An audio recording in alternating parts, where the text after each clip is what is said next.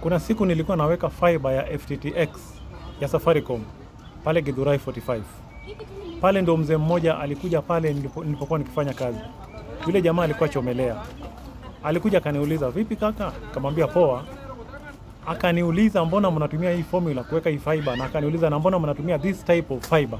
Unajua tuko na ADSS na tuko na ile normal fiber. Akaniuliza, "Mbona mnatumia hii fiber kwa mahali kama hapa?" Nikajua huyu jamaa lazima kuna kitu anakielewa. Ushaona?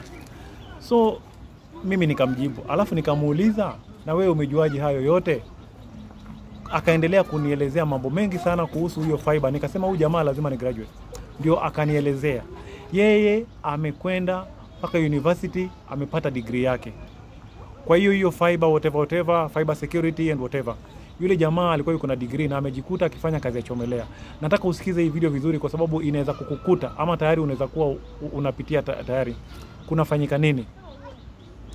Yule jamaa kumuuliza akanielezea yeye amesoma, akapata degree yake na akapata kazi yake ya kwanza kwa hizi telecommunication companies.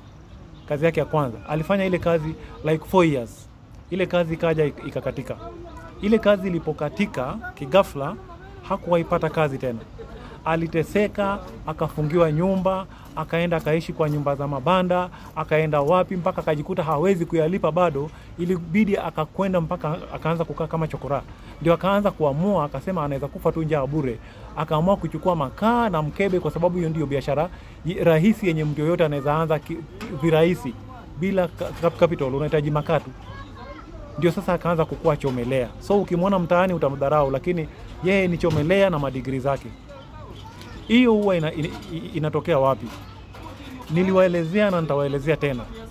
Sitachoka kuwaelezea kwa sababu nataka nikusaidie. Ukiishi kwa zile mitaa zenye ziko na washawi wengi, Nairobi inajulikana ni mtaa gani na gani, sitaki kutaja. Lakini ukitaka kujua kama mtaa yako iko na wachawi wengi ama iko vipi, wewe rauka saa 10 utembee kwa hiyo barabara yenu. Utakuta kuna mtu ashamwaga maji kwa barabara tayari. Sasa si ujiulize, yule aliyemwaga maji pale barabarani, kwa hiyo nyumba yao hakuna choo. Kwa ile nyumba yao hakuna sink. Hakuna mahali pa kumwaga maji mpaka wanaondoka kwenda kumwaga maji barabarani. Maji kama hayo usiaruke, my friend. Watu wengi wanahangaika saa hizi kwa sababu ya kufanya mistake ndogo tu kama hiyo. Hiyo maji huwa inatoka wapi? Kwa sababu unakuta mtu gani anakuja kumwaga maji saa 10. Ukipita saa 11 unakuta kwa hii ploti maji shishamwagwa nje. Ukienda pale mbele maji shishamwagwa nje. Ukienda kule mwingine maji shishamwagwa nje. Hiyo maji huwa inatoka wapi? Kuna mtu anaitwa mchawi. Alafu mchawi anajifanya yeye ni mganga. Yule mchawi ukikwenda kwake unataka kazi, atakupa kazi, lakini wacha nikueleweshe. Mchawi hana kazi ya kukupatia. Lakini atakupa kazi. Kazi atakayokupa itakuwa ni kazi ya mtu mwingine, atatransfer hiyo kazi kutoka kwa mtu mwingine akupe. Ndio maana hiyo kazi itakuwa na laana na haitakusaidia. Kivipi? Atakupatia dawa, akwambia nenda ukaoge na ile dawa, alafu atakwambia saa fulani, atakwambia saa ambapo kwamba unafaa kwenda kumwaga ile maji. Mara nyingi huwa wanakwambia saa 9 ama saa 10. Anakwambia kamwage yale maji barabarani ama hata saa 6 za usiku. Kamwage yale maji barabarani ukishayaoga. Unaona? Ukimwaga yale maji barabarani, anakuambia utapata kazi. Kivipi? Yeye ameseti, kuna namba fulani ameseti na yale madawa yake, ya kwamba mtu atakayevuka ile maji ile namba atakayotaja, kama ni namba 20, kama ni namba 39, kama ni namba 27, ile namba watu wote watavuka ile maji, watakuwa sawa. Lakini atakayevuka ile maji ile namba, yule mtu anaenda kufutwa kazi hiyo siku. Na kama hatafutwa, mikosi yake itaanzia hiyo siku.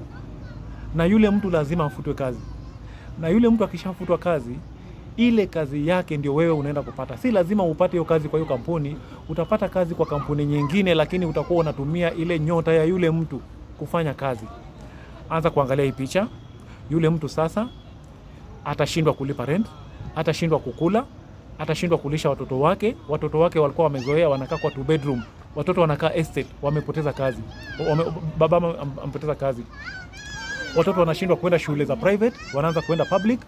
Jamaa anahama estate, anarudi ghetto, anaanza kuishi 1 bedroom, mara ameshashuka. Kwa sababu kama utapoteza kazi kwa njia ya aina hiyo, ya kwamba kuna mtu amekufanyia ukaruka ile dawa na ukapoteza kazi, Kama ile kazi ulikuwa nayo ulipoteza, wewe unatarajia utapata kazi nyingine wapi? Kuna watu walipoteza kazi na wako na kama miaka 20 hawajawahi kupata kazi. Sio mikosi tu, ni ile kitu uliruka ndio ilichukua kila kitu kwako. Ile kitu wewe inakunyonya mara moja na unapoteza kila kitu. Hakuna kazi utakayopata. Ushaona? Unakuta sasa yule aliyepoteza kazi, wewe unapopata hiyo kazi unaanza kung'ara na kujiringa vile sasa Mungu amekusaidia. Yule mtu aliyepoteza hiyo kazi, hebu jaribu kuangalia picha yake. Yule mtu ataenda mpaka aishi Islam. Yule mtu ataenda mpaka mke atashindwa kuishi naye. Mke wake atarudi kwao ama aende aishi na sistake ama nini, watoto watawacha shule, maisha itasambaratika. Wakati huo mambo yameharibika kwake, analia. Yule mtu analia usiku na mchana. Wewe uko na la kusherekea. Unasherekea kitu gani sasa? Unaona? Ndio maana unakuta unaweza onyeshwa mtu ukaambiwa huyu mtu mshahara yake ni 200,000, lakini ukimwangalia huyo mtu ukaulizwa huyu mtu mshahara yake inaweza kuwa how much, huyo mtu utasema mshahara yake ni kama 20,000. Hafanani na zile pesa, kwa sababu zile pesa sio zake, anachukua pesa za watu wengine. Ushaona? Sasa mimi nakushauri epukana na mambo ya kwenda kwa wachawi kutafuta kazi, kwa sababu hakuna kitu atakachokupa. Atakupatia kitu ambacho itawaseni maisha yako. Na unaona yule mtu sasa ambaye anateseka, kama ataenda kuombewa aregeshe hiyo nyota yake, wacha niite nyota, wewe tena utapoteza hiyo kazi. Lakini kama hajaregesha, hata bila kuregesha, wewe hakuna kitu unaenjoy. Utakuwa tu uko na pesa, uko na kazi, uko na pesa tu, lakini in real sense kwa hii maisha kabisa you are enjoying nothing. Hakuna kitu unaenjoy. Kuna watu wanalipwa shilingi 50,000 kwa mwezi na unaishi maisha mazuri kukuliko. Na wewe unaweza kuwa unalipwa 300,000, lakini kuna mtu wa 40,000 kwa mwezi anakushinda mbali. Wewe pesa zako hata huzioni. Wewe yani uko na pesa na unahangaika tu. Unaona? Hiyo ni kazi ya mchawi na haiwezi kukusaidia.